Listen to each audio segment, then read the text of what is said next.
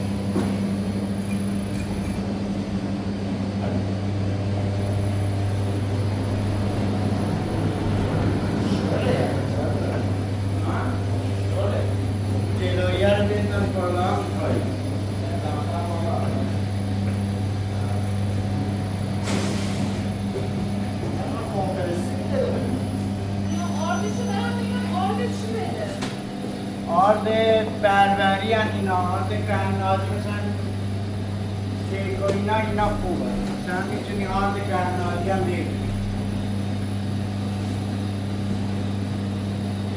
آرد بربری هم بهت میدن 18%.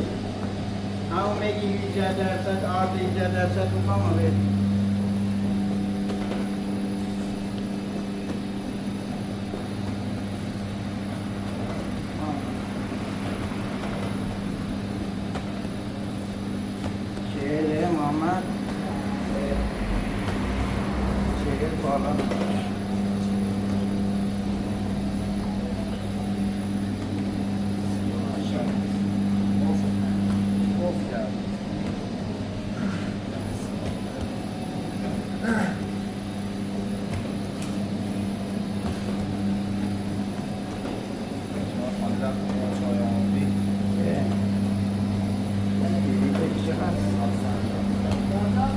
ساعت یه ساعت دیگه بندازی بیا. صبح تا شب یه ساعت صبح تا شب نه بابا یعنی آها. صبح تا شب میتونی بیا. بایستی آره ما صبح تا شب رفتیم از ساعت 4 رفتیم تا همین 4 تا 10 شب رفتیم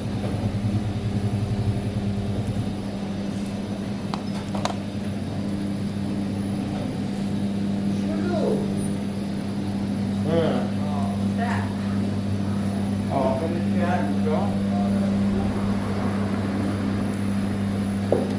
بگویی گرم میکنم چقدر؟ الان میاد میده باز بکنم مصرف کنم اینجا آن خودم را بزن من اینا رو میزنم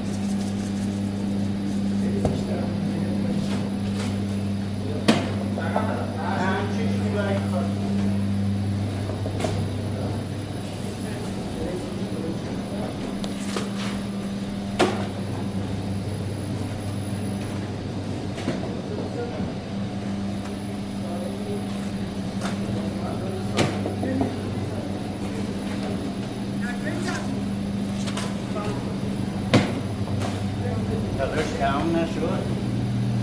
تمام نشد؟